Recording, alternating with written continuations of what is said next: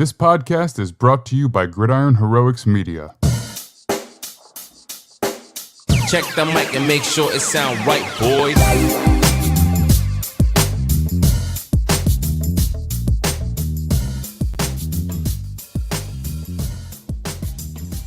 Welcome one and all to the Gridiron Heroics Football Show. I'm Max Dean. You can find me on Twitter at @TheMaxDean. And today we are here to pick every Sunday game against the spread live. With me, I have Kyle Nishida of Gridiron Heroics and Brison Owens of Denver Sports Betting. Kyle, how you doing today? Doing all right. Obviously, had a pretty late night watching a lot of Pac-12 football again, but I swept the Thursday games, and I'm looking forward to getting things correct today. You are doing just fine. I wouldn't worry about too much about it. You got to leave some room for us to catch up. I went 2-1 on the Thursday games, but I'm good, man. I'm also good because the Patriots also lost. So sorry to the Patriots fans out there, but it was a nice Thanksgiving treat. Brison, how are you today? I'm doing really well. I'm looking for a bounce back week this week. Last week was a bit of a struggle. Off to a good start. I also went 2-1 this Thanksgiving. So it's off to a good start this week. Beautiful. Well, today's show is going to be a pick-em versus the spread for every non-primetime game, and then we will be joined by Glenn Erby of Eagles Wire, and that's going to be a preview for Sunday night, Packers versus Eagles, and then we are going to be joined for our final 30 minutes by Lawrence Owen of Colts Law and Believe in Colts to preview a Monday night Colts game against the Steelers. So that's the show for you today. We got 2 full hours. Now let's get into, of course, I want to give a big shout out to Noah Ashley, our producer, does so much for us and makes this show honestly feasible. Going live 3 times a week for 2 hours would probably not happen if it was not for him. So thank you to Noah. So getting into our picks, first thing I want to throw up here real quick is the current playoff picture. Okay, so let's hit our banner there. If the season ended today, we have the Chiefs as the number 1 seed, Bills as the number 2, Titans and Ravens round out the division winners, guaranteed home games. That would give the Chiefs the bye in the AFC. The Dolphins, Bengals, and Jets, at least as of right now, before the games kick off, are in the wild card position. The Patriots, Chargers, and Colts are all just outside. Patriots have a very tough schedule down the stretch, so they are the one team that are probably playing well enough to sneak in and are not so badly injured as the Chargers, but that is a very tough schedule for them to get through. But the Bengals, I would say the Bengals or Jets, probably realistically, either of them could slide out. Jets certainly with the questions at quarterback, and the Dolphins are probably comfortably in. Their offense keeps chugging. The the Eagles obviously are ruling the NFC, but the Vikings are not far behind record-wise. 49ers have now surpassed the Seahawks to take the 3rd seed, and the Buccaneers might win their division at 500 this year, but again, still get a home playoff spot. Cowboys beat the Giants on Thanksgiving. That gives them comfortably the number 5 seed, and then the Seahawks are at 6-4 right now. Now, this race is a little closer, I think, with the Commanders. They could definitely surpass the Seahawks potentially to get in. The Falcons are a long shot, and the Lions are probably no way at this point, but it's those last 2 spots in the NFC they're included because I'm including 3, but I don't really think they have any shot at it. So the Commanders are the only team really there. And then when we look at the actual playoff matchup, we have the Chiefs and Eagles with a bye. The Jets would be at Bills. Bengals would be at Titans. And we're actually seeing that game today, I believe. So that would be a preview, I think. We are seeing. So that is a preview of a potential playoff matchup.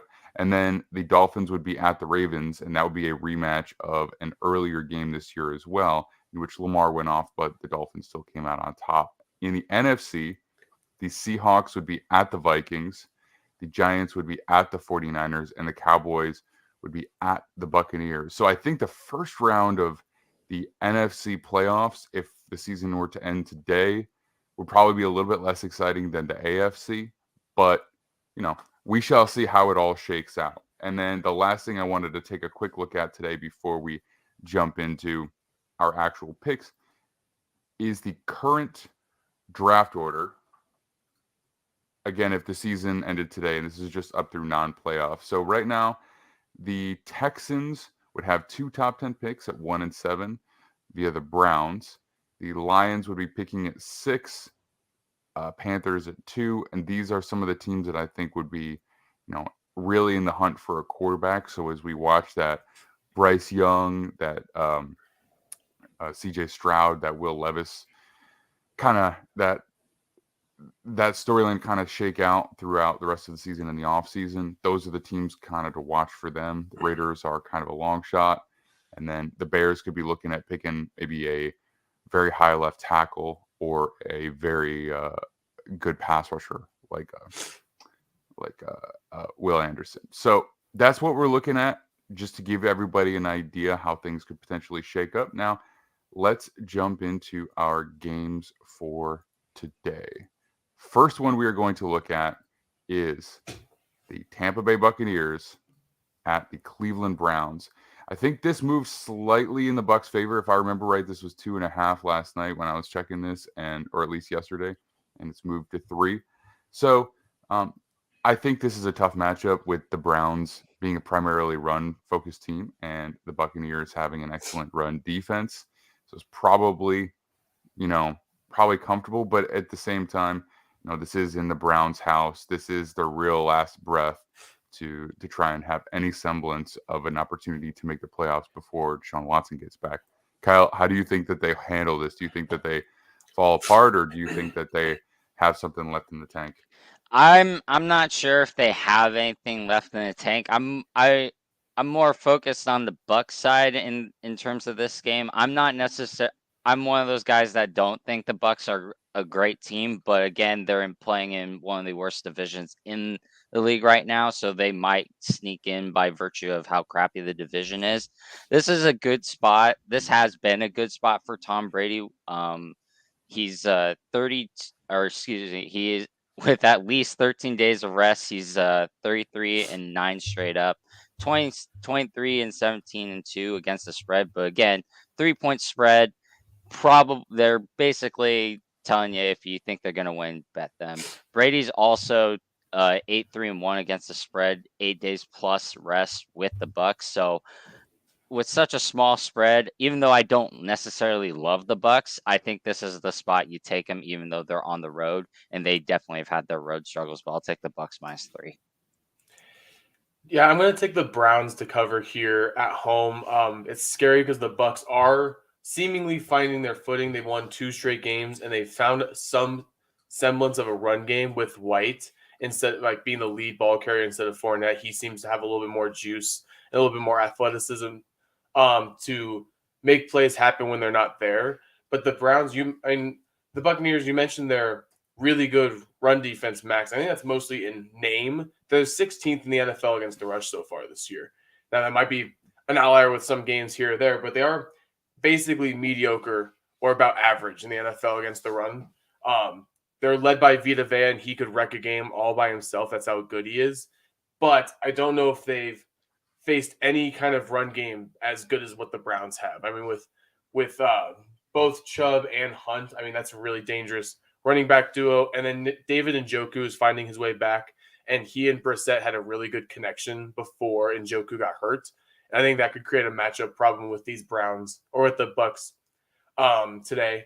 I think the Bucs do come away with a win, but I think it's going to be a really close game, and the Browns find a way to cover.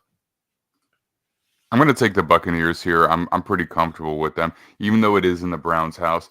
They may have an average run defense, by metrics, but I think via the eye test, it is something that they're pretty good at. I think some of their games where they've given up some yardage in the run game has been because it was opened up by the pass by other teams a little bit. So with the Browns really only having Amari Cooper being a threat, a consistent threat at least, I think that they'll be able to clamp down on the run first and deal with whatever the Browns bring in the passing game. And I think at this point, Tom Brady is getting more on the same page with everybody, seems to be a little bit more comfortable with the offensive line. And again, will they go 500? I don't know. They'll probably do a little bit better than that. And I think this is going to be 1 week closer to them sealing the division up. So Buccaneers at -3 for me. I will take that. Next up, we have the Carolina Panthers +1 hosting the Broncos. I think this is slid slightly. Actually, this was +1 yesterday, if I remember right, for the Panthers. But so this is them. This is Vegas saying that the Broncos are ever so slightly better than the Panthers. So this is something I heard just the other day on the Athletic Football Show. The Broncos are number 1 in the NFL in terms of the least variance on offense. They are the most consistent offense in the NFL because they're the most consistently bad offense in the NFL. So that is a wild stat. But the Panthers have been kind of all over the place. They've looked pretty good for a minute. They've looked pretty bad for a minute. They are now bringing back Sam Darnold, if I'm not mistaken, to be their starting quarterback for this week. So they're probably going to be even more variant. So I have no idea what to expect out of that. Kyle, what do you think about this Broncos game? Do you think their consistently bad offense can still give them the opportunity to cover -1?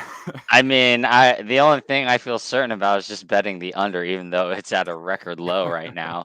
I'm really not sure. I don't really have a great feel for this game. I'm gonna go Broncos -1. Just gonna rely on the historical trends. Look, Sam Darnold's 18-30-1 since his first start against the spread. So hasn't been great. He's 1-7 against the spread in his past 8 starts. So again, not a very profitable quarterback when he starts. And it's kind of weird. Teams that reside in the Pacific and Mountain time zones have actually done well whenever they fly across east. I think there's been 9 occurrences so far, and those teams are 6-2-1 against the spread. So it's kind of a weird stat. Again, I'm relying on these statistics because I don't necessarily know what I'm getting with both these teams. So I'm just going to rely on the overall trend of the NFL this year and historic. So I'll take Broncos -1 here. Yeah, I'm also going to take the Broncos -1. And this is probably the last game you can see the Broncos favored, and the last game you'll probably see the Broncos picked to cover a game, because the rest of their schedule is pretty brutal for the rest of the season based on name alone. I think the records haven't shown. But for today, I'm going to take the Broncos to cover this -1. You mentioned how bad the offense has consistently been this year. If the Broncos had scored 18 points in regulation every game this year, they'd be 9-1. That's how insane that defense has been, and that's what I'm banking on. Despite a lot of injuries, we have basically a key starter in every position out. K1 Williams now is out for that secondary, which might cause an issue, but I don't think it's going to be that big a deal for this game with Sam Darnold playing in his first game of the year. I think I'm taking the Broncos solely because of our defense. I can't say with any kind of confidence our offense can win us a football game, but I can say with confidence that our defense can in some way win a football game. Yeah. I am picking this game in favor of the Broncos exclusively because Sam Darnold is starting. And I have a plethora of experience watching Sam Darnold play football, and it's not good. Putting him up against that Broncos defense is an absolute recipe for disaster. This is probably going to ensure that they get, at least one more week closer to a very high pick in the draft. And sorry, Sam, but going up against the Broncos defense that is among the best in the NFL, even if it's a little banged up, is probably not going to work well. And with only 1 point as your spread, it's a pretty easy choice for me. All right. We have the Baltimore Ravens going to the Jacksonville Jaguars. So the Ravens are -3.5. I'm curious what you guys think. Do you think this says more about the Ravens or more about the Jaguars in terms of how Vegas feels? Because the Ravens been a little up and down. Jaguars have been better at times than their record would indicate. But with +3.5, it's not a big spread for a team who's comfortably in the lead for a playoff position. Kyle, what do you think? I think it says more about how Vegas feels about the Ravens. I think the fact that they're kind of sloshing through this season right now. They don't seem like they have hit their overall high at all. And I don't think Vegas is sure they're going to hit their overall, like their full potential high.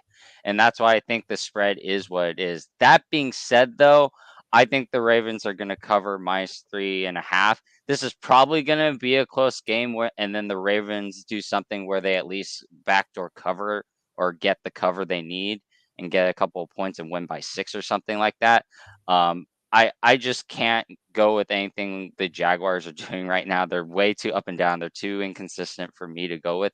And although the Ravens haven't been this overwhelming juggernaut, they are still putting themselves in position to win football games. It's just whether or not Lamar is going to turn the ball over. It's been whether or not Lamar is going to turn the ball over. And I don't think that's going to happen against the Jaguars today. Yeah, I'm also going to take the Ravens to cover this one. Interesting note, every game the Jaguars have lost this year has been by at least 3.5 points. So based on that trend, if you think the Ravens are going to win, then I think it's a good idea to take them to cover. It is interesting how low it is. I think a lot of that has to do with the injuries the Ravens are facing, especially on offense. They already didn't have an overly talented group of pass catchers. And with Bateman out, Devin Duvernay is questionable in this game. They lost Isaiah Likely, who's been one of Lamar's favorite targets the last few weeks. It's really a lot of just Mark Andrews and Lamar Jackson carrying this offense because they haven't had a consistent run game out of a running back at all this year. At the end of the day, I don't think that's going to matter in this game. I do think the Ravens, just out of sheer talent and quarterback play, are a much better football team than the Jaguars, even though I do think the Jaguars are trending in the right direction as a franchise. I think they're going to find themselves in a tough game today. And I think the Ravens are going to get another big win to continue to add on to their division lead. You know, this Ravens season would probably be considered exceptionally injury plagued if they weren't so outrageously injury plagued last year, because they have so many guys hurt right now. I mean, Rashad Bateman is out. J.K. Dobbins is out, right? Those guys have been out. They're out for a while. But on the injury report this week, we have Isaiah Likely, like you mentioned. Also, Devin Duvernay is on the injury report, as well as Demarcus Robinson, who's been making plays for them as well after they picked him up late in the season. So, like, just every single player that they are relying on seems to be injured in some way, shape, or form. So their offense is back. I mean, not to mention Ronnie Stanley's still on the injury report, even though he's pretty much been back. So it's like, you know, I think they're going to rely on their defense, you know, to get this done because, like you said, the offense has been a little bit inconsistent, to say the least. I don't know if I trust the Jaguars to cover, but at the same time, I feel like the way that this is going to go is the Ravens will be in the lead, but it won't be by much. Trevor Lawrence is going to try and lead a game-winning drive to win it. The question is it going to be a game that needs a field goal, or is it going to be a game that needs a touchdown to do that? And I think I'm going to say it's a game that needs a field goal. So do I trust them to do that? I don't know. I think I'll go with the Jaguars to cover just to be different, I guess. But I think the spread is pretty on, and I wouldn't, if it wasn't 3.5, like if it was 4 or 3, I feel like it would be an easy push opportunity. But I'll take the Jags. Next up, we have my New York Jets. The Jets will just continue to be the New York Jets. They are hosting the Chicago Bears. This spread has slowly been creeping towards the Jets, probably due to the injury news. First, it was creeping towards the Jets because of the Mike White news. Then it would continue to creep towards them because of the Justin Fields injury news. I would not start him in this game personally. I don't. Is he currently expected to play? I honestly, the expectation is Trevor Siemian's going to start. Okay. Yeah, I mean, I figured when you see that he has all this damage in his left shoulder, it's like, you know, he's playing well. You don't have you have a high draft pick anyway. You've traded away guys on defense. You really have no shot at the playoffs. What would you be trying to prove here? You know what I mean? Just make sure that he's safe. So that has put the Jets currently at -7, which is kind of a large spread for them under the circumstances. But I'm curious to see what you guys think, Kyle. Yeah, I definitely would stay away from this game, but for the sake of picking it, I'll go with the Bears +7. It's just too big of a spread for when the Jets are moving to a new quarterback. I understand that they're probably making the move because they think Mike White's better suited to at least creating more passing plays and passing completions for them. It's just really hard considering we don't have a lot of data points on him. And I think so far in 3 starts or something like that, he's 1-2 against the spread. So again, in limited time, he hasn't been great against the spread. So I'll go with the Bears +7, even though they're gonna be rolling out Trevor Siemian. I just don't have that the spread's just too big for me to back the Jets who are going to a new quarterback. Yeah, this is a really big spread, but I'm going to take the Jets to cover here, mostly because I think here's what it comes down to. The Jets have an elite defense this year, and the Bears have one of the worst defenses in football. So I think a backup quarterback like Mike White, who just has to be as good as Zach Wilson, which as of late, not that hard to do. Zach Wilson's been pretty rough the last few weeks of the season. I think that gives the Jets a really good shot at winning this game in the first place. But then when you throw in a backup quarterback for the Bears, going against this secondary who's been, I mean, Reed said it the other day, he thinks he and Gardner are the best cornerback doing the NFL. He's probably correct. Those two are playing at an absurd level right now. I think it's going to make Trevor Siemian's job really, really tough. And the fact that you basically eliminate a whole runner in this game with Justin Fields being out, which has been the key to this Bears success lately. It hasn't been throwing the football because Fields hasn't done anything exceptional throwing the football. It's been the run game for this Bears offense. And now you've basically taken out the quarterback in that scenario. So I think that the Jets are going to get to the Trevor Siemian a lot with that pass rush, and that secondary is going to make life a living nightmare for Trevor this week. And I think the Jets are just good enough on the other side of the ball to beat up this Bears really bad defense. Yeah, normally I would say it's a big spread for a Jets team in flux, but I will say this. You hit a lot of my points already, Brison. The Jets defense, it's maybe the best defense in the league, and if they had an offense to pair with it that was a little better, they'd be on the field a little less, and they might statistically be the best defense in the league. They're one of the best front four rushers, so like they don't even have to bring pressure most of the time, and if they want to confuse you a little bit, they can. The Bears offense has relied almost exclusively on Justin Fields running the ball to be a functional offense at this point, and they are able to run it with the running backs, but a large part of that is just due to the threat of Justin Fields, and without that, the offensive line is going to have a rough day with these guys. And frankly, I do expect a defensive score in this game. I just think it's set up too well. The defense will be reinvigorated with Mike White in. Even if he doesn't play well, the change is just going to change the mentality, and they're going to be bringing more energy. They're going to be at home. I think they will get at least a score, probably a pick six, I would imagine, but also could very well be a fumble return. And Mike White, I would be worried if it was a good defense he was going up against, but he is the kind of quarterback who could just sit back there and basically tear you up underneath, just get the ball where it needs to go and let guys make plays. If it was a defense that could really press and force him to go over the top, it would be one thing. That's really not what the Bears have right now. I do think that the Jets will win this game by, it sounds crazy to say, but at least 7 points. And then the narrative is going to be Mike White's the answer. And then he's going to go in and play against the Vikings, who have a much better defense. And I don't know how that's going to go. But for at least 1 week, the Jets will probably hold their playoff spot. They'll probably cover this game. And once again, the defense will come through for them, I do believe. All right. In a huge spread that's not even the biggest of the day, the Houston Texans are visiting the Miami Dolphins and are plus 14 underdogs. And you know what? This might actually be legit because the Dolphins' offense is unstoppable. Everybody's still healthy for now. They're coming off a bye, so they've actually had time to get healthier even. And they are just rolling. So it's a big spread.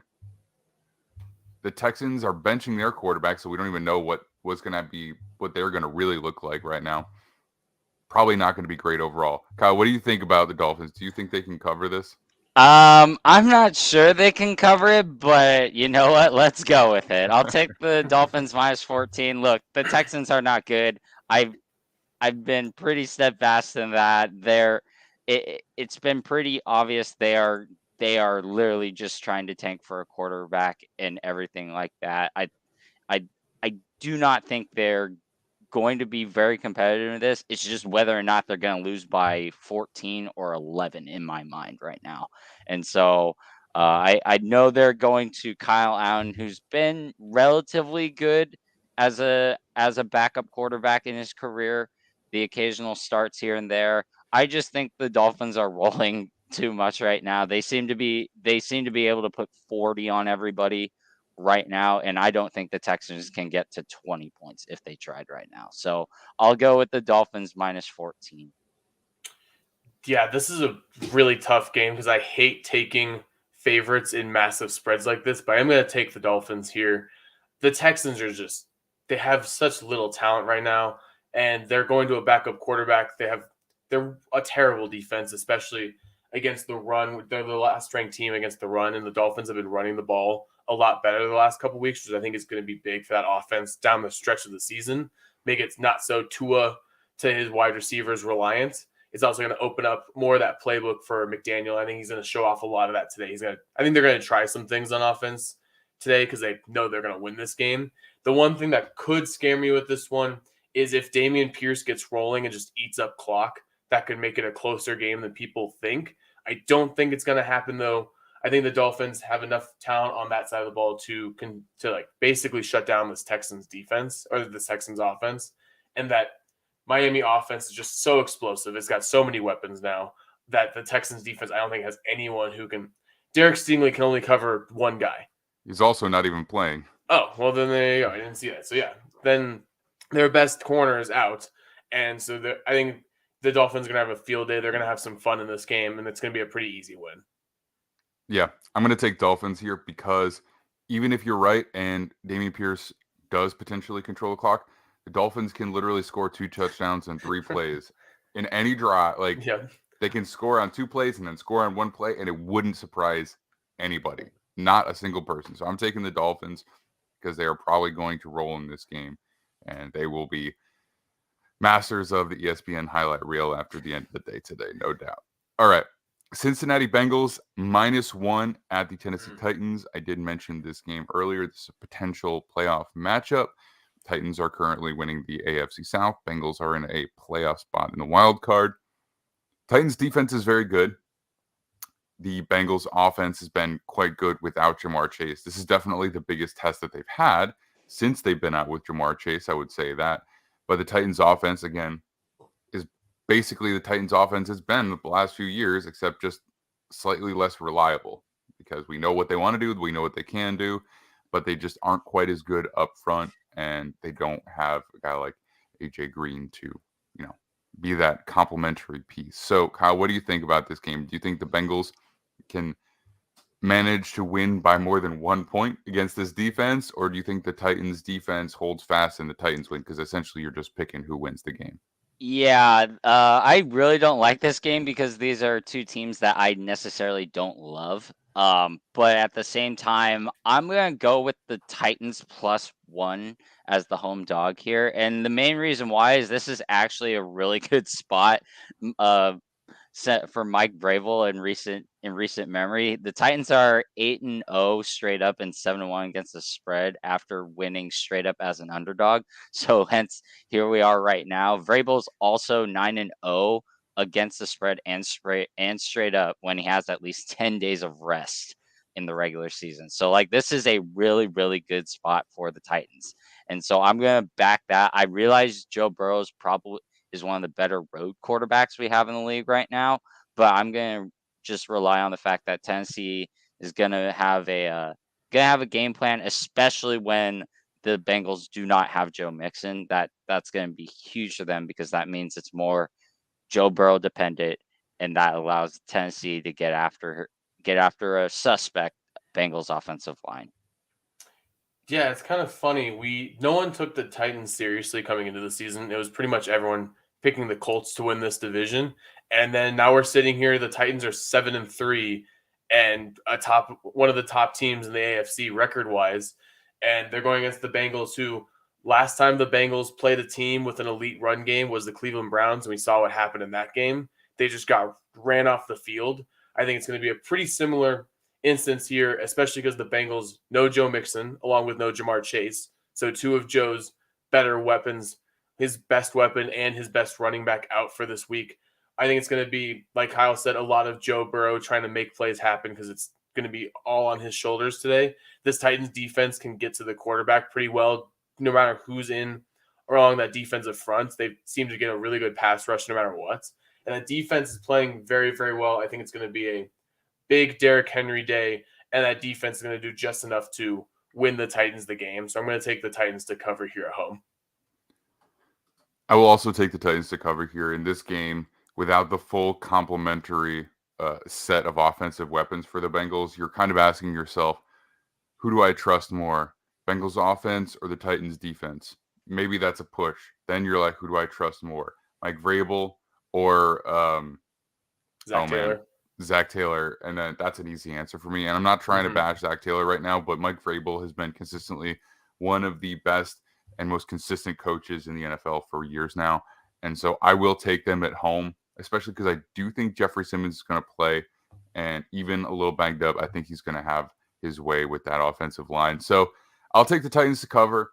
You know, the Titans, they just keep winning, and they have put themselves in a comfortable place in the playoff race. They'll probably win more games. And again, I wouldn't even be surprised if they potentially just slide up into the number 2 seed, because that Dolphins-Bills fight for that division is going to be tough. The Bills have some tough games left, so they could potentially knock each other down into the 3rd seed. I could definitely see that happening. But again, once you get to the playoffs, the Titans will always be limited by their offense once you really go up against the more complete teams. So even the Bengals would be a tough out for them if they had more of their offensive pieces, which I think they will. All right.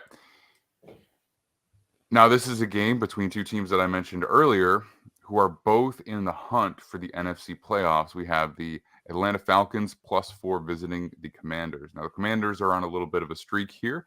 They're kind of rolling, and I wouldn't be surprised at all if they continue to win this game. They're certainly favored. Do you think that they can cover a 4-point spread? Do you think the Falcons roll out an offense that can actually get something done against a defense that's kind of coming together? Or do you think the Taylor Heineke show just keeps on trucking? I'm gonna roll with the Taylor Heineke show still. This comes down to which team the hotter team for me, and right now that is the Commanders.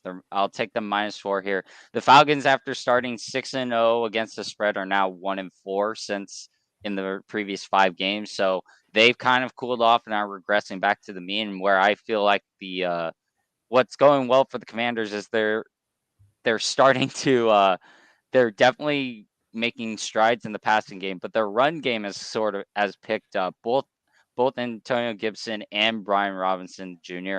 have started picking up the slack and have gotten really, really good days for multiple games, and it's really making things difficult on opposing teams. And against the Falcons team that doesn't do well against the run, that could be a very, very problematic matchup for them. So I'll take the Commanders -4 here. Also, just worth noting, Taylor Heineke is 6-0-1 in his past 7 starts. So you might as well just take the Commanders -4 because he's likely going to cover. Yeah, I'm also going to take the Commanders here to watch. But this game has like a sneaky fun matchup to watch because it seems like AJ Terrell is back. So Terrell versus McLaurin could be a fun matchup to watch this week that not a lot of people are going to pay attention to. But, I mean, Scary Terry's been balling since Taylor Heineke's been moved to the starting quarterback. And crazy how it works. You just throw your ball to your best receiver and let him make plays. I don't know why Carson Wentz couldn't understand that, but he just refused to look at Terry McLaurin a lot of times. Heineke's just like, oh, McLaurin's got one guy on him. Let me take a shot here. And it's been working out really well. And like you said, Kyle, that run game for the Commanders has been doing really well. They have a really good 2 running back set with Robinson and Gibson. That's working out well. And yeah, that Commanders defense has been really, really good lately. I think it's going to continue this week against a struggling Atlanta Falcons team. And they're going to get a comfortable win at home. And I wouldn't even be shocked if by the end of this week or soon we start seeing some Spencer Rattler for the Falcons, because the Falcons are reeling right now. You mean Desmond Ridder? Yeah. Yeah, that's my bad. Yeah, I don't know if they're ever going to play him, man, because I want to see what he's got. I was just talking to somebody about this last night. When are they going to – you're going to have a high pick. This is going to be the third year of the Arthur Smith era, going through this offseason. And you've spent 2 top 10 picks on receivers, essentially, and you have a third-round quarterback who a lot of people liked a lot. You've got to find out what he looks like in an NFL uniform before you go back into this draft cycle. You have to. And maybe they feel like they already know, but I just think that you've got to at least see it. And so if they lose this game, I would just do it. The only thing it doesn't even make sense if this is the case, because I feel like Arthur Smith has been here long enough that he wants to win games. If he believes that Desmond Ridder actually gives them a better shot to win, and he would like to just keep the status quo. But that's really conspiracy theory at this point. It doesn't even really make sense. So I just want to see what Ridder looks like. I mean, how much worse could it possibly be? You're already losing most of your games anyway.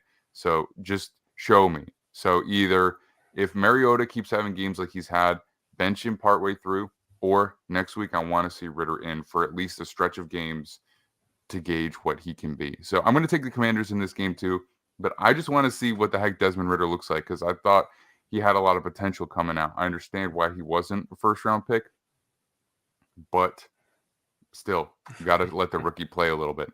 All right. Oh, my goodness. The Los Angeles Chargers, they're just chugging along. They certainly still have a chance to get into the playoffs, but they're so banged up that, even if they get in, I think that we can expect to see what we saw against the Chiefs and the 49ers if they make the playoffs. So for Chargers fans, I just don't know if they're just hoping to get in and have a fairy tale run, or if they're kind of just resigned to the story of their season at this point. But they are a -3 going into the Cardinals. They could win this game, but in the long run, how much does it mean? I don't know. Kyle, do you think they cover a 3-point spread? Do you think that they lose to a team that's desperately hanging on by a thread here as the world watches on Hard Knocks? Yeah, this is another difficult game. I'm gonna go with the Chargers -3 here. I don't love anything about the Cardinals. I was laughing last Monday because I had the Cardinals. I bet on the Cardinals in this pickup, and I was like, what am I doing? The 49ers are going to train wreck them, and they ended up train wrecking them. So I don't love anything the Cardinals are doing. I'm hoping that what you saw against the Chiefs is kind of a sign that the Chargers are getting things ready for some sort of late run. But again, I think they're kind of in this weird spot where they're too banged up. They don't seem to have much consistency on the ground. They're really relying on Justin Herbert, and Herbert hasn't been as accurate or as explosive as I think everybody expected. But again, against the Cardinals, I think the Cardinals are going to be looking for a new head coach by this offseason. So, I'll a Chargers loss here is basically gonna continue that thought for me. So I'll take Chargers -3. Yeah, I'm also going to take the Chargers in this game. It's more of a fade of the Cardinals than a confidence of the Chargers. I don't love either team in this game. I think both teams are just okay. They're just okay teams with a lot of injuries. The Cardinals specifically, no Zach Ertz and no Rondell Moore. So it's a lot of DeAndre Hopkins and Kyler Murray trying to make things happen. And, DeAndre Hopkins is that good. He can make plays happen, but I don't know if he's good enough to carry a whole team in this game. I think the Chargers have just enough talent around Justin Herbert, and I think Justin Herbert is a better quarterback than Kyler Murray pretty significantly right now. I think just in that alone is good enough to get the Chargers a win by at least 3 or more points. An interesting injury to keep note here, Dustin Hopkins still on IR. Kickers don't usually matter, but if the Chargers kicker misses a PAT or he misses a field goal early in the game, that could throw off this spread here. So that's an interesting thing to keep in mind. I do still think the Chargers get a pretty, not an easy win, but I think they're going to win by at least 4 points. Okay, so first of all, last week I picked the game when we had Kyle Madsen and Jess Root on Sunday, and I specifically said this is only if Kyler Murray plays, and I'm absolutely not taking this if I was sure that it was Colt McCoy, but I didn't change my pick, so I got it wrong. But I was like, I knew that if Kyler Murray wasn't going to play, it was not going to go well. Again, in this game, I think the Chargers will win.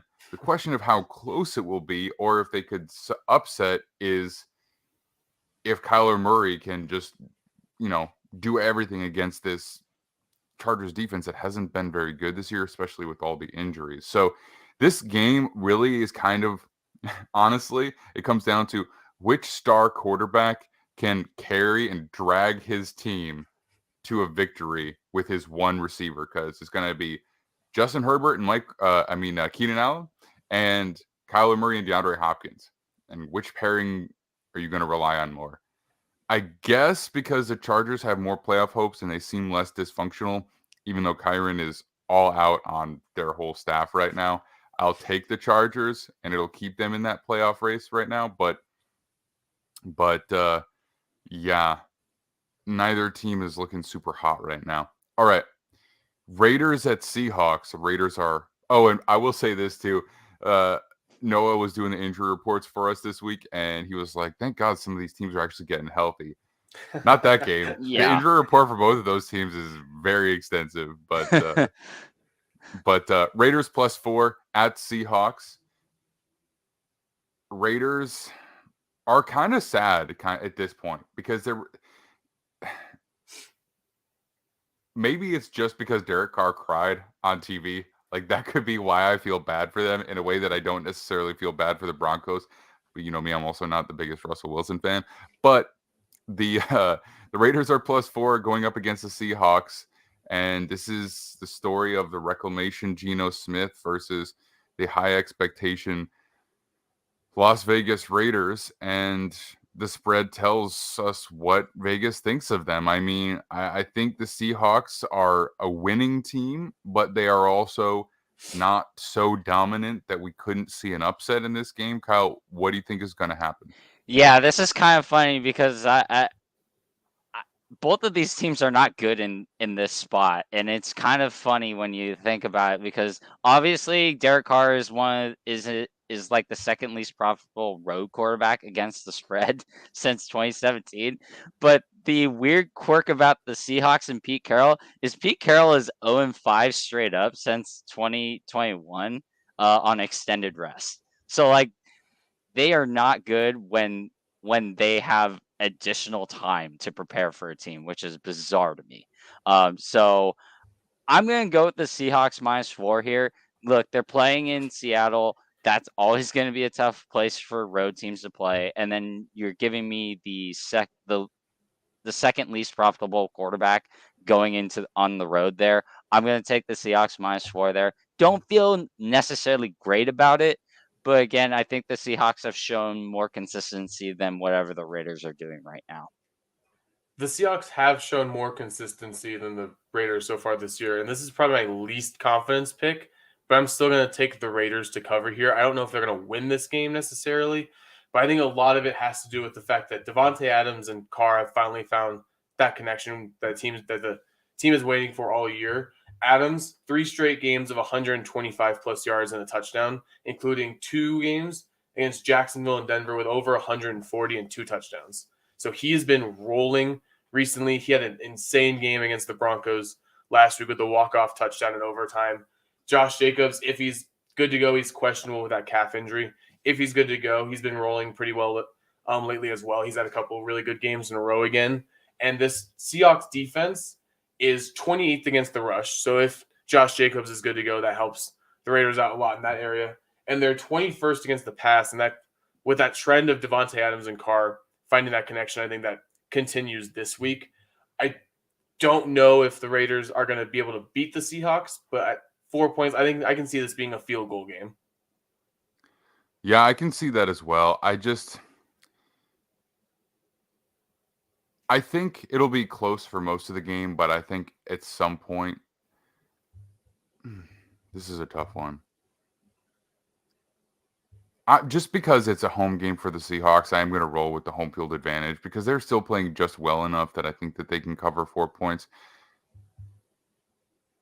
I don't love it. I really don't, but I am going to take them in this game. I just think that it will be tough for them to get through going to Seattle.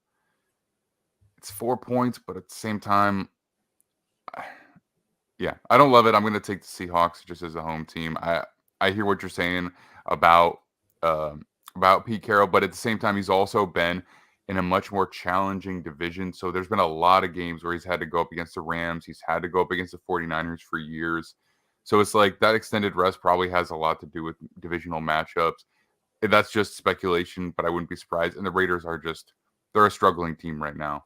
You know, they've managed to beat the Broncos basically in the past how many weeks. So I'll take Seahawks. I talked myself into it live. Okay. The New Orleans Saints are +9 going to the San Francisco 49ers. For another team we'll talk about in a minute, I was blown away that the Saints were favored with as banged up as they were. I took them. I don't know why. I immediately regretted it. And then they did cover comfortably. So I don't know what to think about this Saints team. 49ers are in no way, shape, or form the team that they went up against last week. They are a much, much, much more challenging defense. So I would imagine that they will struggle purely because of that.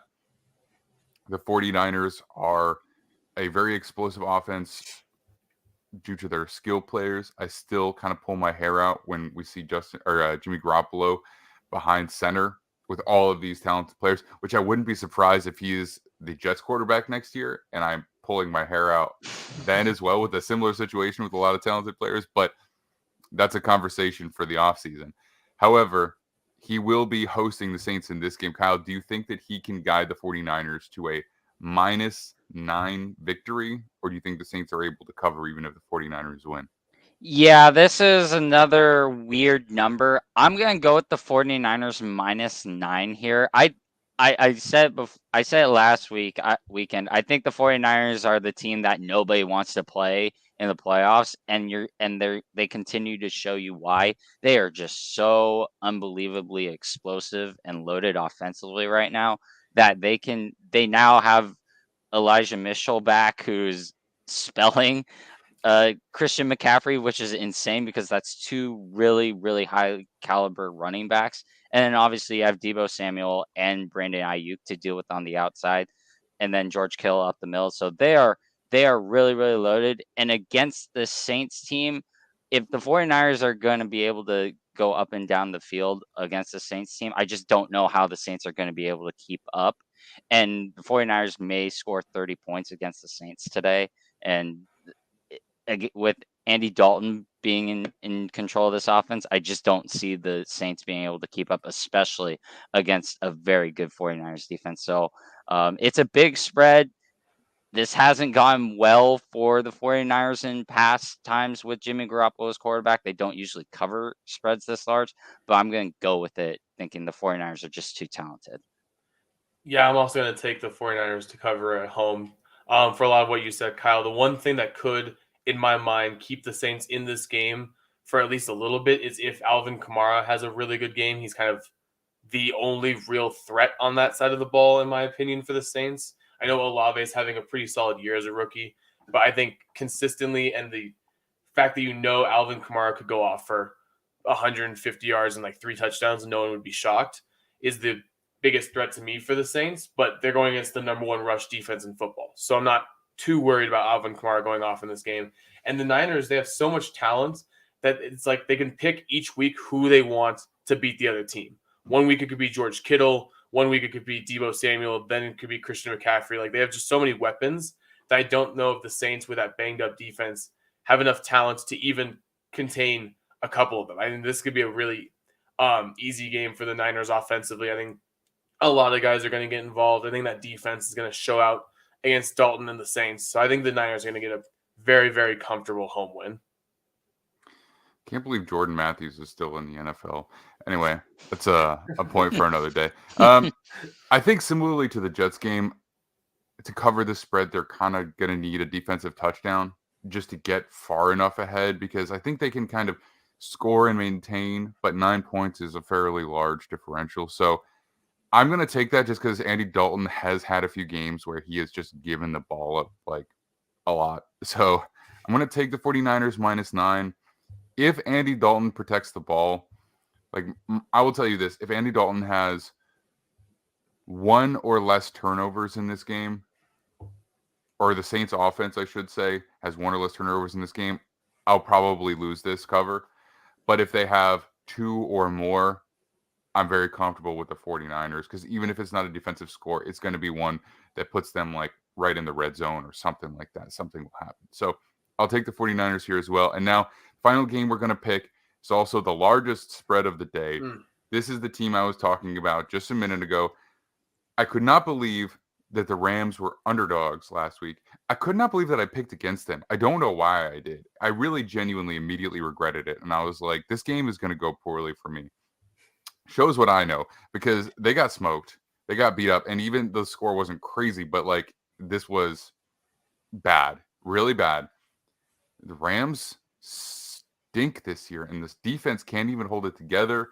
They are just not good. They're really not good. But are they 15.5 not good? Because the Chiefs are awesome.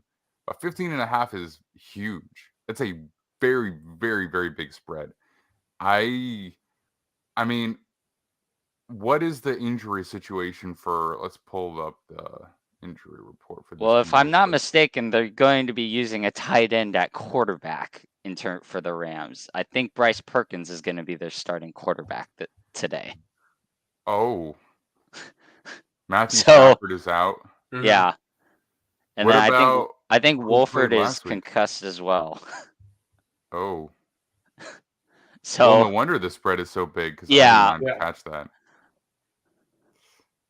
All right. Well, Kyle, go ahead and pick it, because that does change things a little bit. yeah, look, I am so tempted to take the just take the points at the Rams, but again, I've never seen Bryce Perkins throw a football even in college, so I have no idea what's going to happen.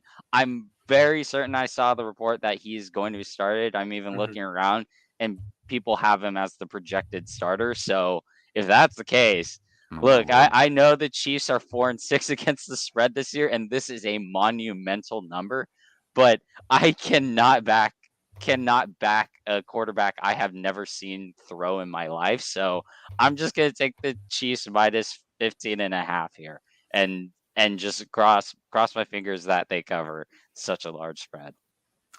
Yeah, I'm also going to take the Chiefs to cover this 15.5 point spread. I mentioned earlier with the 14-point spread for the Dolphins, I don't like taking the favorites in massive spreads like this.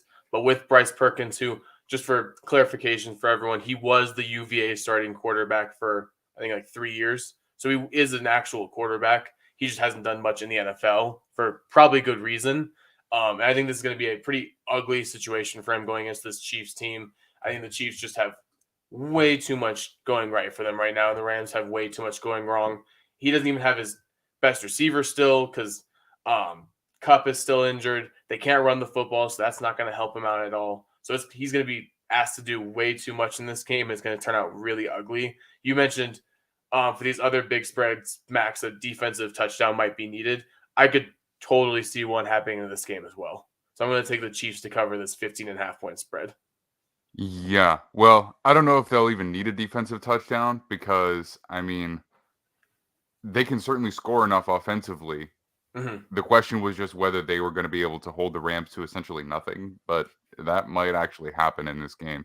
So I will take the Chiefs at -5.5. It makes more sense now. Oh, it certainly does. I didn't realize that. I had heard something about Stafford not playing. I didn't realize Wolford was also not going to play. This is a monumental fall for this team to come off of a Super Bowl win, just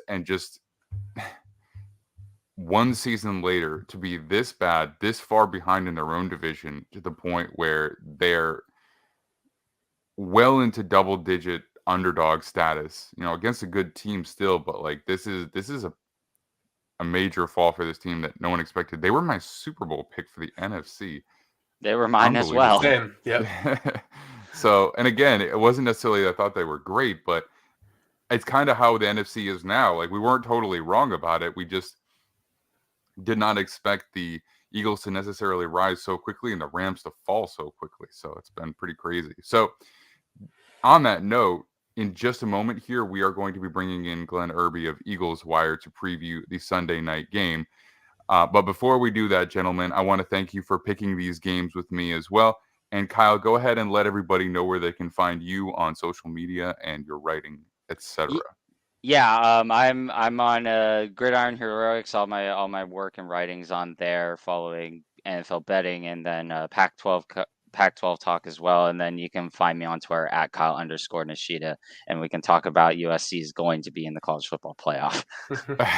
Yeah, you can. If you want to talk some late night Pac-12, he will be up and be active on Twitter.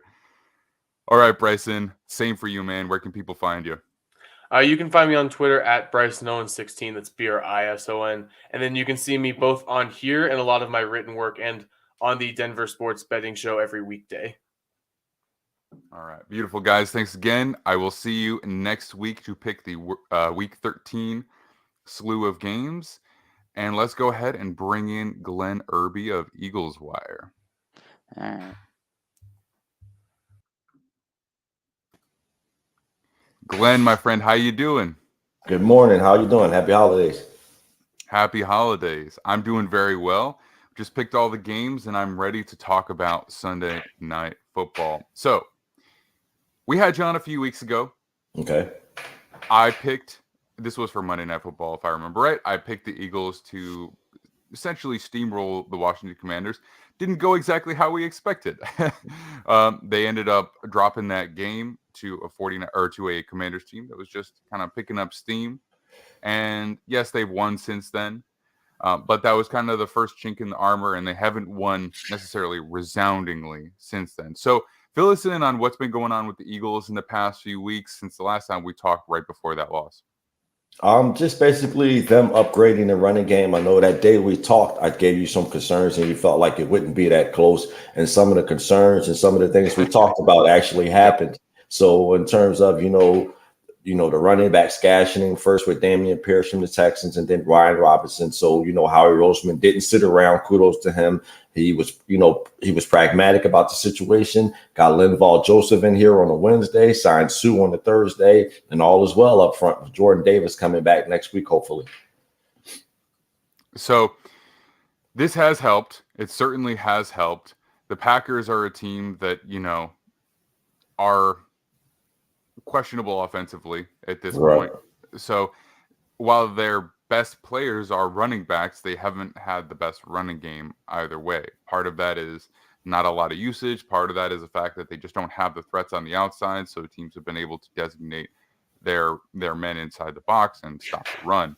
So are you comfortable with where this Eagles team is? Do you feel like that this influx of defensive line talent really has answered the question, or do you feel like it's a patch that could eventually be exposed? I'm comfortable. I mean, I think if Davis was out longer, or if it was a situation where it was just Joseph or Sue, then it'd be a discussion or something we could talk about. But I think both guys played really well. Both guys hit the ground running. I expect, the same thing to happen going forward. You limited Fletcher Cox's snaps. Milton Williams has played well going forward. So I think once Davis comes back, the only problem will be about who's inactive or who sits. But I think for the next week or so, they both should be good fits. Joseph was a monster in the middle. He stopped the run. He did all the things we needed him to do. Sue does what he does as a pass rusher. So I think it plugs up the one concern that they had up front. So here's something that we haven't talked about that much. There was some rumblings about their right tackle. Name is escaping me right now. Lane Johnson. Okay. Having another concussion after a number of concussions in his career. And I don't think we talked about this last time you were on, but do you have any inside knowledge of what his mentality is about these concussions accruing over time? Do you think that he might be considering retirement sooner rather than later? Do you have any thoughts on his situation with the head injuries? No, not really. I mean, he's had 3 in his career. I think he's had 2 over the last couple of years. So I think that's something to monitor. I think both times it was going into a bye week, so it afforded him an extra week of rest. I don't think that's anything to watch. I think a lot of the times it's him banging heads with another guy or things like that. But he's not really been injury prone or a guy who sits out games from that standpoint. So I don't see him retiring for there. You know, he just got his ankle and other things cleaned up. He's on his way to probably being an all-pro this season. He'll be fine going forward. Okay, and so I was just curious because Kyron, is a former player, and he has said that, the kind of old rule of thumb has generally been like 3, and you probably want to consider being done playing football, especially in a in a league where it's 17 games regular season and you're probably hitting playoffs too. So it was just something that I was curious if he had talked about at all, or if there was any, kind of behind the scenes information there. But again, excellent player. Definitely would hurt the Eagles to lose him a little bit. Correct. For the other offensive linemen, obviously they draft Cam Jurgens relatively high.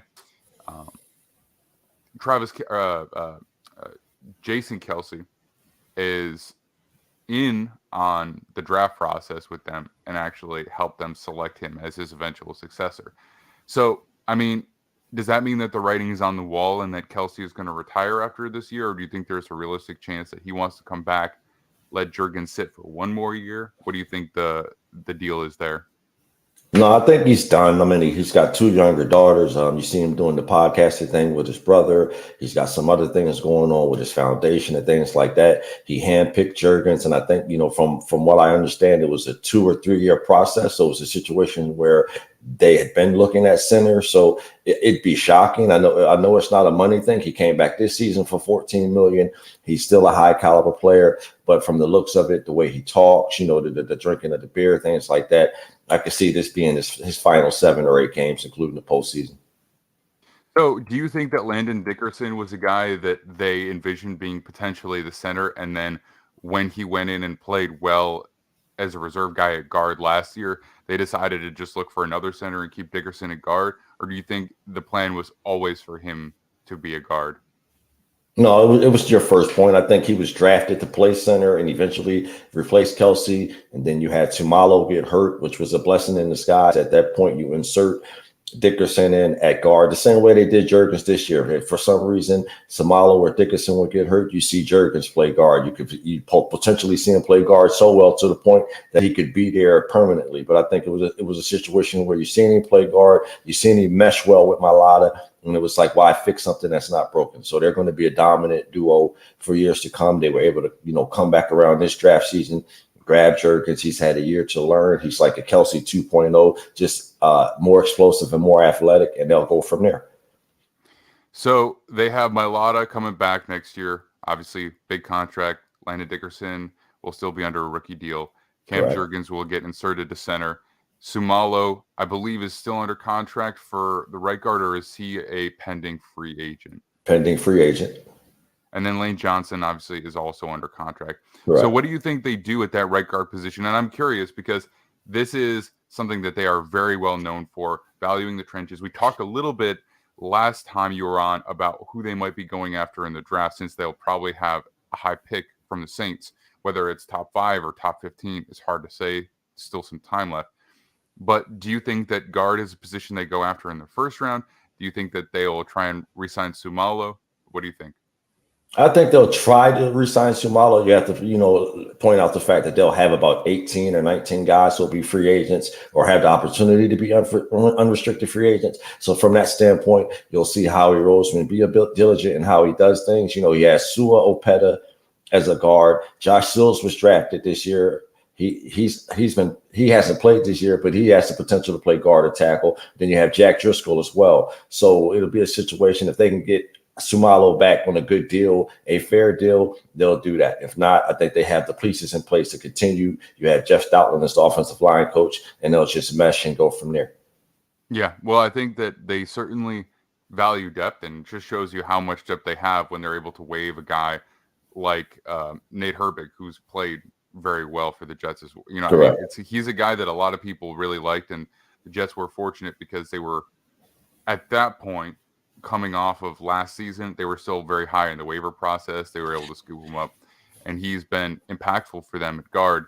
And so they have depth, but they also value having top tier talent as their, starting line as well. So I was just curious what you thought they might do with Sumalo or the right guard position, because they have those guys and they certainly can coach them up, but I know they put a premium on the offensive line. So they might be looking for somebody to come in and take over that starter spot, keep the depth kind of where it is on the depth chart. On the defensive line, they've brought these guys in who do help shore up the run game, but these are both probably short-term situations, right? They drafted Jordan Davis for the long term. They traded for Robert Quinn, who hasn't really made much of an impact right now. Josh Sweat has been having, I think, an okay year. I mean, you have better insight. Brandon Graham, at this point, he was drafted in 2010, so he's deep into his career. Javon Hargrave has been very good, and Fletcher Cox, probably similarly to to Jason Kelsey, he's on this 1-year situation where they probably envisioned the future starting pair to be Hargrave and Davis, right? So what about the rest of the depth of the defensive line? What about the edge rushers? How do you feel like that's going to come together? Because, again, we just know what a priority they put on the trenches. I think that's the position when you talk about draft capital and free agency coming up next year. I think that's the position to watch. I mean, maybe not necessarily free agency, but in terms of the draft, I could definitely see them going edge and defensive tackle, and with both picks in the first round or something like that. But in terms of Fletcher Cox, he's a franchise legend. You want to be respectful of him. So if you can get him back on a reduced deal, not anywhere near the $14 million, then that's great. Hargrave, if you would like to come back, you'd like to resign. Brandon Graham wants to be an Eagle for life. If you can get him back, on the right money, that's fine too. But in terms of the interior and the defensive tackles, I think that's something they'll definitely address in the draft, and they could address it with both picks in terms of using the end and a defensive tackle or vice versa. Yeah, and Hassan Reddick is under contract for a few more years. Even though he's kind of a linebacker, he is also one of those key rotational edge rushers. So you have him, you have Josh Sweat, and so you've got some guys. I imagine that this is, if not the end, nearing the end for Cox and Graham. They're kind of the old guard as guys are coming in to take over. So we'll see. What do you think about the Robert Quinn trade? Do you think that was just a swing and they're just not really using him, or was it just to try and build depth for a playoff run? I think a little bit of everything. I think Howie Roseman did a good job of, when he traded for him, they both came to the resolution that he'll be a free agent. He'll have his 2 years voided, so it doesn't become a salary issue. He hasn't produced, but I think that's more on how Jonathan Gannon and Nick Sirianni have used him. So it's been about 22 snaps per game. They have him listed as a linebacker. I think it's a depth thing. It's a pressure thing. I think it's a situation where when you get in the postseason and games that matter, you could see him utilized as a edge rusher or utilized in a role that best suits him. But right now, he's just being used as a depth piece, 22 snaps a game. Him and Brandon Graham on the second team, not necessarily. He's getting pressures, not sacks. So I think it depends on how you look at things from a production standpoint. I am so curious to see what they do this offseason, because they're just one of the most creative organizations with team building. And like you said, they have a lot of guys who are going to be pending free agents. One of my favorite moves of the year was sending a late pick for Chauncey Gardner-Johnson right before the season. He's been very impactful for them, but also he is a pending free agent as well. I'm guessing that's why the Saints traded him away ultimately, is just because they're like, this is a good player who we are not going to be able to afford to bring back. Let's get a pick in the future. Not that necessarily justifies it, because they were all in elsewhere. Whatever, don't get me started on the Saints. But it worked out very well for the Eagles. So he's a guy that they're going to have to work on. I think Bradbury's on a 1-year deal as well. So another corner. We talked about that a little bit last time too. And then Nakobe Dean is a guy who, at least on the Our Lads depth chart, is listed as backup. How do you feel about his prospects as we move a year forward? Because this is basically an odd front defense, and Nakobe Dean isn't necessarily a guy who you would insert into an odd front defense. At least, like, you wouldn't think so. So what do you think about their third round pick? Do you think that he is going to be more impactful as the future comes, or do you think that this was a swing on a guy that maybe isn't necessarily the best fit? Or do you think that there's actually a possibility that they make a coaching change on the defensive side, since that's kind of been where the frustration has been from a fan base perspective? Probably a little bit of both. I think the expectation is that you'll see Jonathan Gannon get a job this cycle. So whether it be Vic Fangio or someone else, you'll see a different defensive coordinator come in. I think in terms of Dean, he's fine. I think you have to look at TJ Edwards is the starting middle linebacker. He was an undrafted middle linebacker out of Wisconsin. He's gradually groomed into the position. So I think it's a situation where you'll see N'Kobe gradually groom into the position. Next year, maybe later on in this season, it's a situation when you put him in fronts where, as they did at Georgia, you have Jordan Davis in front of him. So that protects him and that allows, Davis to keep offensive lineman guards and tackles off of Dean. But I think it's a work in progress. And then his playing time will increase as the reps go up. No doubt. I mean, a lot of their draft has been very future oriented. And so we actually talked on 2 Thursdays ago, Nick Merriam and I, about our GM of the year rankings, at least as they stand right now. And we both had Howie Roseman at number 1. And I've talked glowingly about how he does things, especially I think he's learned so much during his tenure as GM, going all the way back to 2010.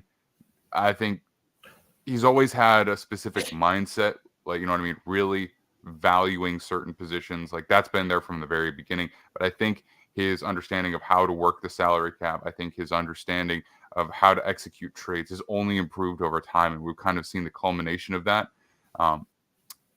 I'm curious to see how the drafting goes long term after his guy Joe Douglas went with the Jets, because we've seen a couple of draft classes where we've had some impactful players, but you got to see over time what that really looks like, because he was a big part of that. But it's going to be an interesting offseason, and I'm very curious to see how the playoffs end up for them. But as we dive into this game more specifically, the Packers are plus 6.5 hosting the Eagles.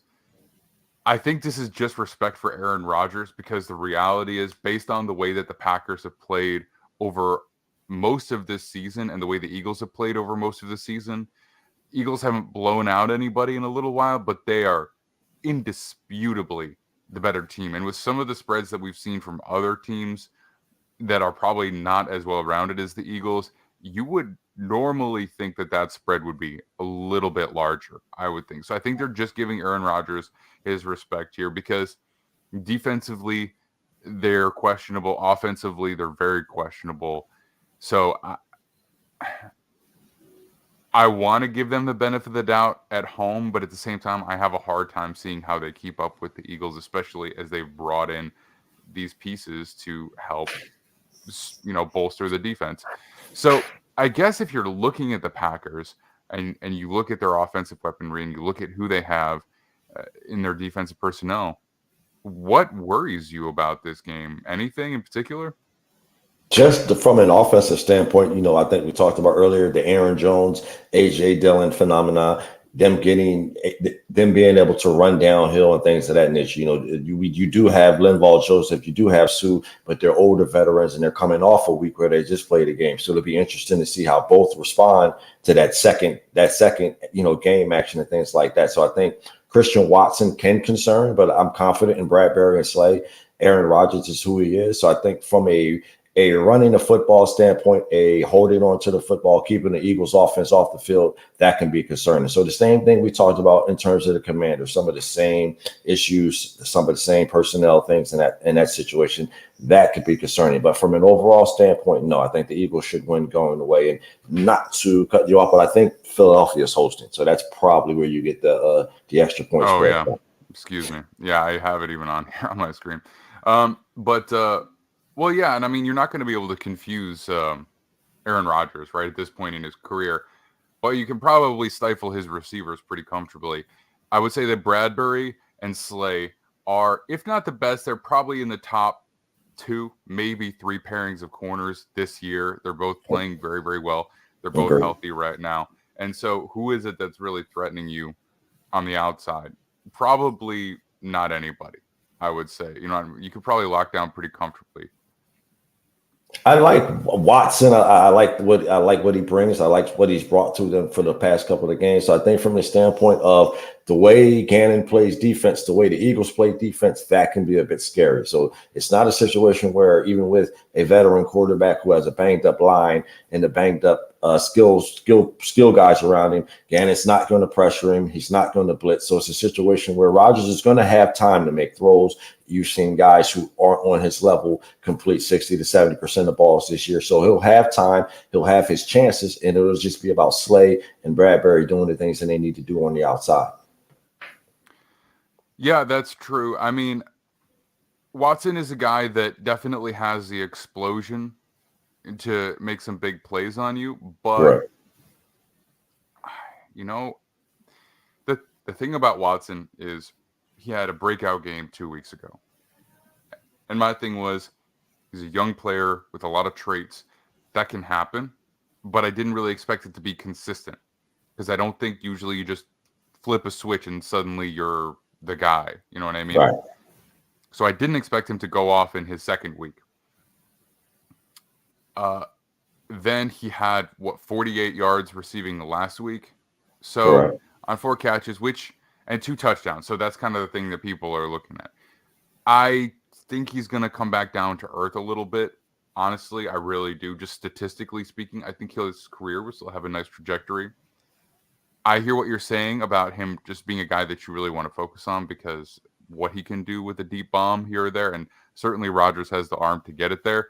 But I personally worry about that a little bit less. I think that's just my expectation is for rookie receivers to have ups and downs as opposed to just flipping a switch and turning on. But I guess if there's a guy, that would be it. From the perspective of the Packers defense, Jair Alexander is an exceptional corner, and I think that he can lock down pretty much whoever he's going against on any given week. So if they have him on AJ Brown, which I would do if I was them, I think I would rather try and force. Not that it's not that it's an easy choice, but I would rather force Devontae Smith to try and beat you than let AJ Green beat you, just because of the consistency that he's had over his career. So I think that'll be a fun matchup to watch, and that's who I would put him on. But again, then you've got Skinny Batman, they call him, right? So if that's the case, then you got him to open stuff up. They haven't been a particularly good run defense, despite the fact that they've made major investments on the defensive line. So, I mean, do you think that the Eagles are going to be able to comfortably run the ball, or do you think there's anything that would give you hesitation there? No, that's the expectation. The only concern would be, that's been the concern over the past 2 weeks, would be offensive coordinator Shane Steichen not running the ball enough or not giving Miles Sanders enough carries. I think, like you said, Alexander will draw A.J. Brown. The expectation is Rasul Douglas to draw Devontae Smith. So that'll be something to watch in terms of a former Eagle being at cornerback for the opposite team. So, he has a penchant for falling for double moves and things of that nature. So that'll be something to watch from there. They have Jonathan Abram at safety as well. So they've improved somewhat. So I don't necessarily think there's a concern. I think the concern is just the run-pass ratio, RPOs, being efficient, timely throws, and just doing what you did earlier in the season. Yeah, I have a hard time envisioning the pathway to victory for the Packers in this game. I think ultimately it comes down to, is this a game where Aaron Rodgers just goes off on primetime? Because I don't think you can point to anything other than that and say, this is where the Packers are better than the Eagles, right? Agreed. Because they're a team that has a lot of talent. Some of it's just injuries. Their offensive line hasn't been as good because of injuries. They've obviously moved on from some offensive talent.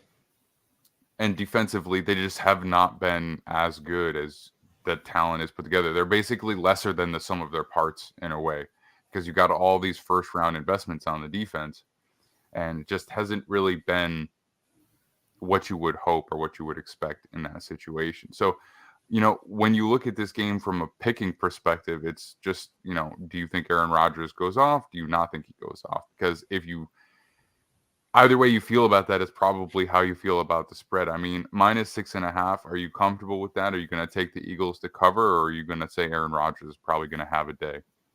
I'll take the Eagles to cover. I think even with him having the day, they'll still cover. Like I said, I think they'll be more. I think they'll be efficient on offense. I think they'll run the ball, get Miles Sanders involved.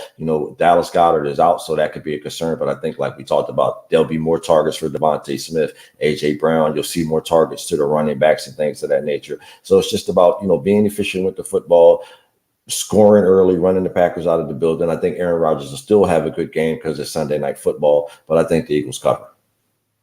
Well, I think I agree with you. I'll pick the Eagles, and one of the big reasons is that Jalen Hurts has just been so reliable with turnovers. I mean, he's one of the least turnover prone quarterbacks in the NFL this year. Correct me if I'm wrong, but I think he has only 4 on the entire season at this point.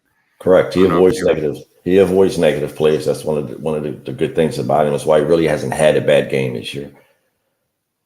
So just looking forward at their schedule at this point, because that's kind of all we have left to do today. After this primetime game, they have the Titans, which is a better defense, despite probably being overall less talented than the Packers. It seems to be more well-coached and more consistent. Then they have to play the Giants, which is a tough out. Anytime it's in division and a team just keeps winning, that's a tough one. The Bears, at this point, I don't want to say it's a gimme, but based on the way the two teams are projected, it's probably a sure win. But then you got to play the Cowboys, then the Saints, and then the Giants one more time to close out the season. So, I mean, do you think that the Eagles are just going to continue to roll through, or do you think there's a specific team on that docket that's going to give them more trouble than some of the others? I think next week with Tennessee, just because of the Derrick Henry aspect and the physical running game, that gives me some pause. Of course, Christmas Eve against the Cowboys gives me some pause. But in terms of that, no, I feel confident going forward. I feel confident that they'll match up fine against the Giants, the Bears, and the Saints. I mean, Jalen Hurts has beat the Saints twice. So I think next week, the Titans, and then that second matchup with the Cowboys, those are the games that you look and you want to make sure that they're on point, they play well, and there's no drop off in production or effort. Yeah, and the Cowboys game, that's interesting because if I remember right, the Eagles were the last team that the Cowboys played without Dak Prescott. I believe they came back the following week. So they did have a comfortable win over them, but that was with the backup in the game. And the Cowboys are pretty healthy right now. They've got most of their guys defensively. They've got pretty much all of their guys offensively. And I believe certainly by the time the Cowboys game is up, they will have Tyron Smith back as well. So they'll have some offensive line investment. So you kind of briefly mentioned it, but I would point that out as perhaps a game that might give the Eagles a little bit more trouble, especially since depending on how the next couple of games go, there's a possibility that game might actually have divisional implications, as far as division winner. It'll certainly have division implications. We know it could have home field implications. So at this point, the two teams could see each other for a third time in the playoffs. So I think it's just about, going to Dallas. We talked earlier in the season about them.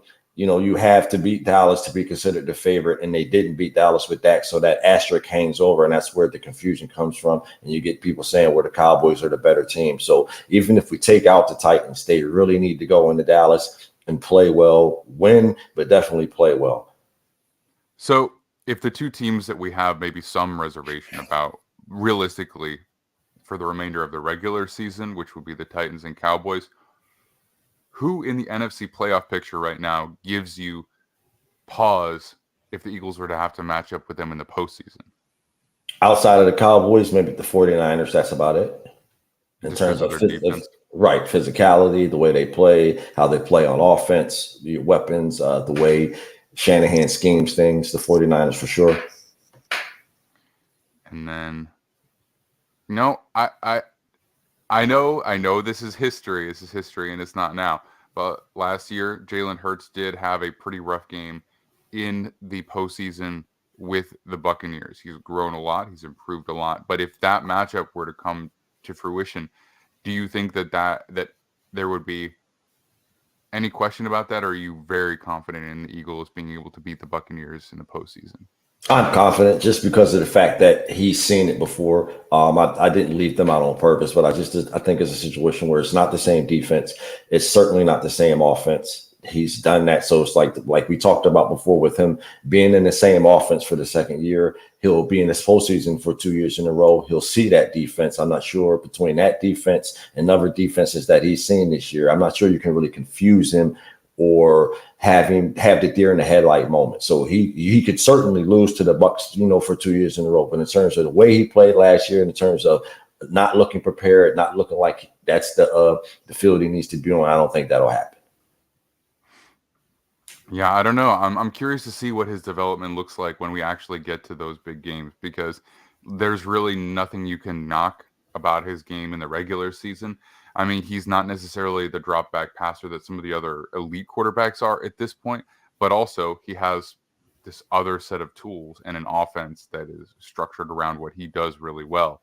So, the question is there a team that would be able to force them into basically nonstop passing situations? And with the strength of their offensive line, it kind of doesn't seem like there's any team that's so dominant that they would be able to do that. Yeah, maybe restrict them a little bit or hold them back a little bit, but to outright force them into just drop back passing in the NFC, I'm not sure I see a team that could do that. I think perhaps when you get to the Super Bowl, the Chiefs or the Bills, or perhaps even the Dolphins, not defensively, but by scoring so much that they start to turn it into a shootout.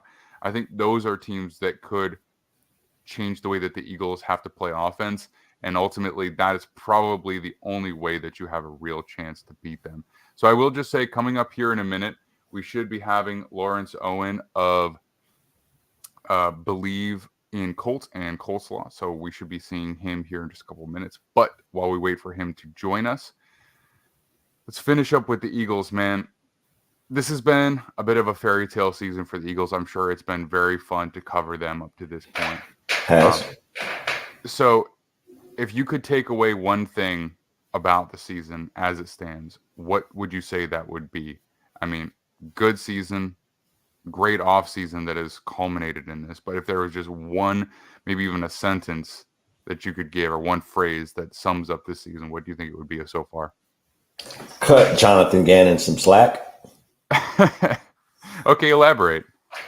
Because I think he's a sound defensive coordinator. And I think you have to see a situation where last year was his first year as a full-time defensive coordinator, and he still got interviews for head coaching jobs. So regardless of if you may not like his scheme, you may not like the way they play it, the numbers, the defensive averages, the record, all those things suggest that he knows how to coach defense. He knows what he's talking about. He knows how to get guys in position to win and play well. So I think the idea that, we'll be better without him, or we should fire him, or he's the weak link, I think is a bit overrated and I guess a lazy take sometimes. I mean, yeah, they have moments where they're a bit passive on defense, but they're a top 10 defense. They're 9-1, short of the Washington debacle. They've been pretty solid on defense. So I think that's the one thing we could, not talk about is how bad the defensive coordinator is.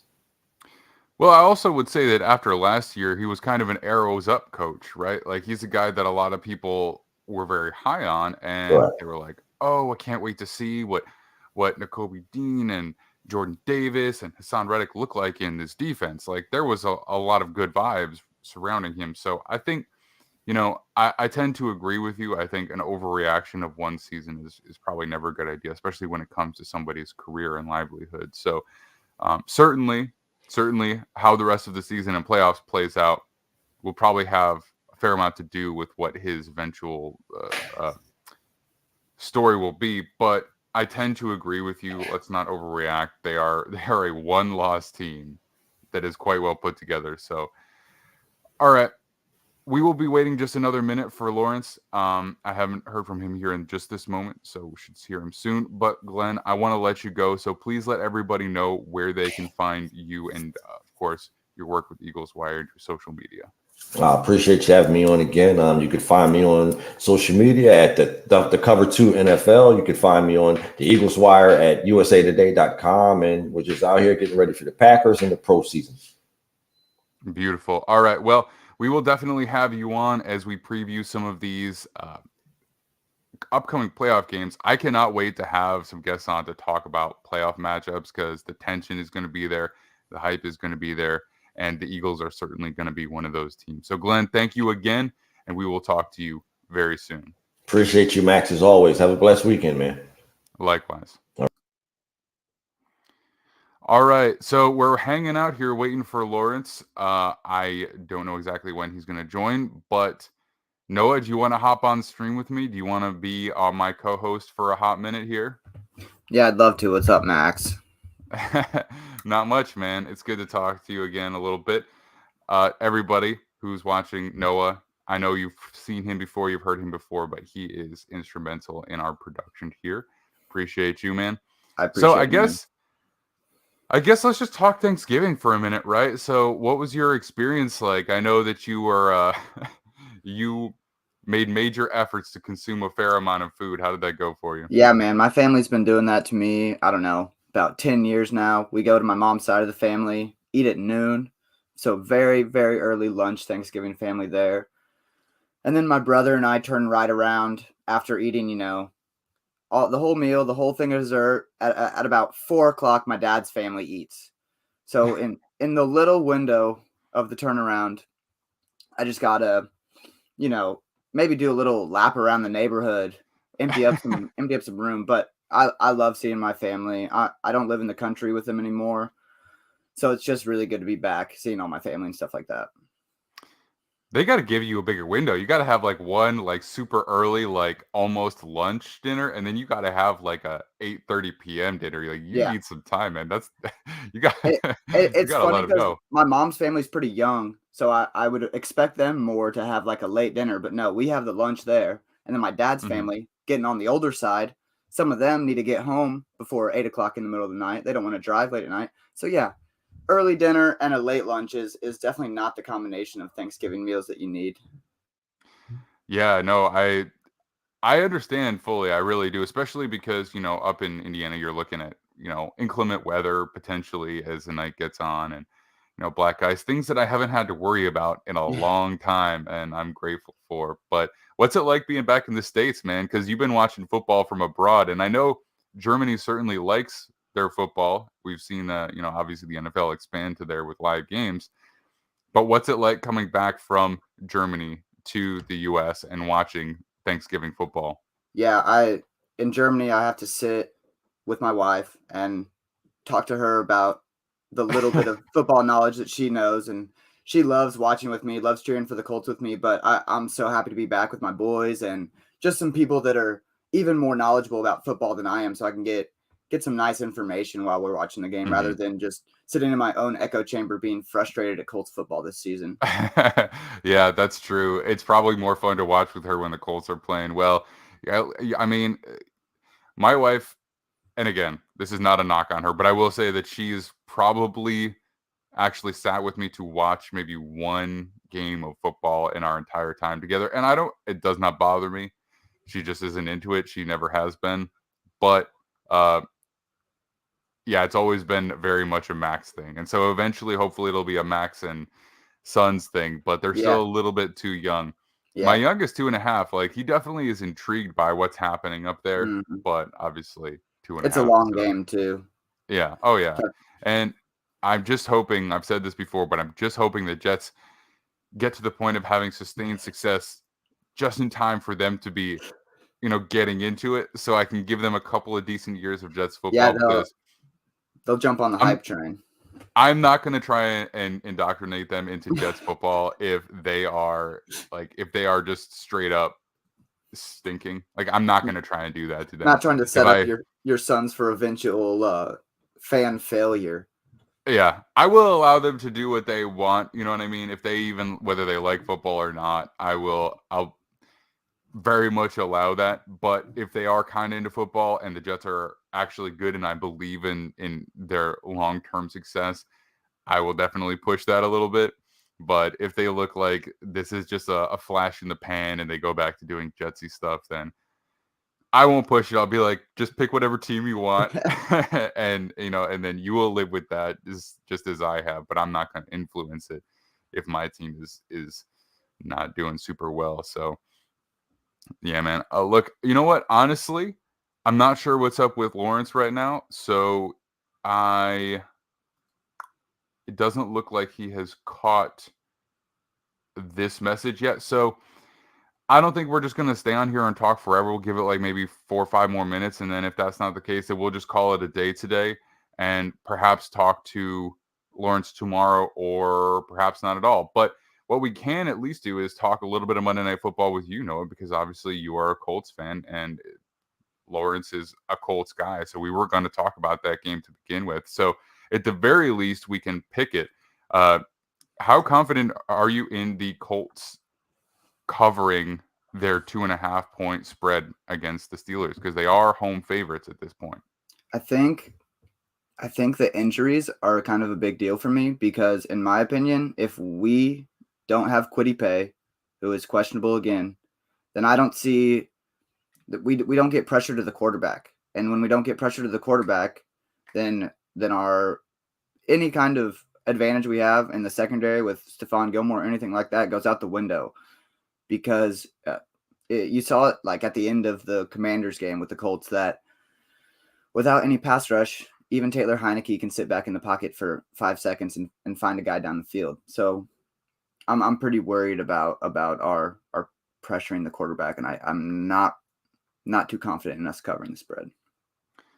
So, I mean, currently questionable, you have Yannick Ngakoue, you have DeForest Buckner, and Kwity Paye. Those guys are all pretty instrumental in your pass rush. So, if you're looking at that, which one of these guys do you think is more likely to play? Any of them? Or do you think I know we're kind of more than 24 hours out at this point because we're talking Monday Night Football, so maybe there isn't clarity on that yet. But do you think that there's one of those players is questionable, but probably going to play, or questionable, like legit questionable? Both Ngakoue and DeForest have been on and off the injury report, and I really don't think they've missed too many games at all, if any.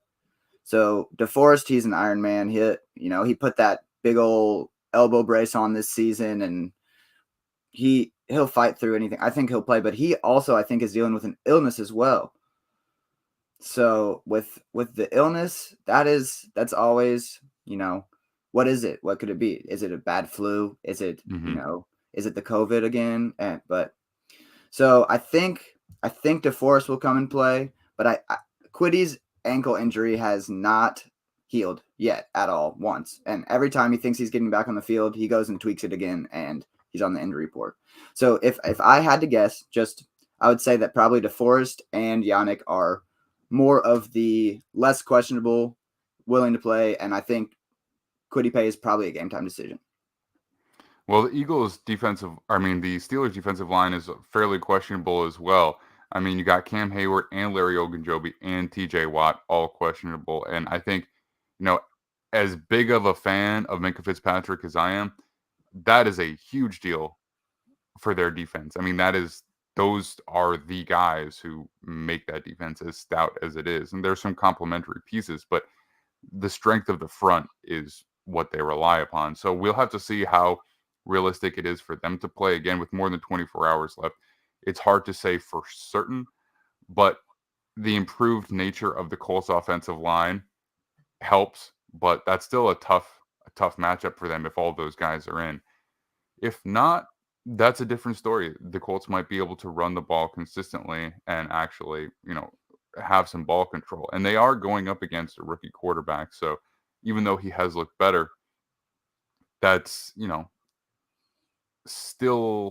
there's still a lot of opportunity to run looks that the rookie hasn't seen yet, right? Because that's the toughest part of transitioning to the NFL.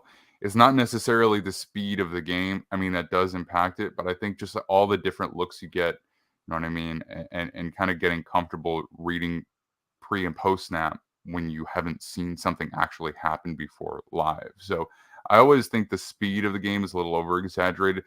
Maybe in the first few games, you have to get used to how quickly a defensive lineman can close on you, or how quickly a defensive back can close on a in zone coverage. But you get used to that, I think, especially even in practice. But I think the real difference is the number of looks you can give. So that's something to consider as well. But it will probably, like you said, have a lot to do with whether the Colts defensive line is healthy or not. So I guess make it official. You want to take the Colts to cover, or you didn't sound super confident, but I'll go with the Colts to cover 2.5. We got to kick a field goal. Chase McLaughlin is giving me some confidence in our special teams this year. Yeah, hopefully we can run the ball. That's been looking pretty good lately. Our run blocking has been better than our pass blocking throughout the season, especially with the new injection of Will Fries, who, despite some jumpy false starts, his run blocking has been honestly better than I expected. These are two teams that are kind of coming together both around the same time. The Steelers had a lot of fluctuation. Obviously, losing TJ Watt was a big part of that. But then also, Mitch Trubisky was not playing that well. They made the transition to the rookie, which has been a little bit up and down. Kind of seems like he's settling in a little bit. And the Colts have had everything going on that they've had with Frank Reich being released and Matt Ryan being benched and now reinserted into the lineup. It kind of seems like both of these teams are perhaps underwhelming, but also both finding their footing. So it's a tough game to pick. I think they're pretty evenly matched up. I mean, you have the vet quarterback against a good defense and a decent defense against a rookie quarterback. So I guess ultimately health will have a fair amount to do with this. So I'll take the Steelers in this game plus 2.5 because I'm getting points. But if I remember, I will try to reassess this game once we have more clarity on injuries, and I will potentially change my pick either way. So I'll take the Steelers to cover. I don't know if they'll outright win, but I guess any points is just what I'll roll with in this game. Yeah. All right. I guess perhaps we'll talk to Lawrence tomorrow. Maybe, maybe not. Either way, Noah, thank you so much for coming on in a tight spot. Yeah. Let everybody know where they can find you. They've got your Twitter handle right up there, but where else can they find your work? That's my Twitter. I'll post all my articles there, but you guys can find me at gridironheroics.com, writing articles for the Colts. I edit articles there. Got a lot of cool writers there, bunch of up-and-coming young people and people new to the writing business. Beautiful. All right, Noah, I will catch you tomorrow when we do our game recaps. So at 11 a.m. Eastern, Kyron Samuels and I will do our game recaps, and then we're going to have Max Chadwick on at noon Eastern due to the college football update after the final regular season week of college football.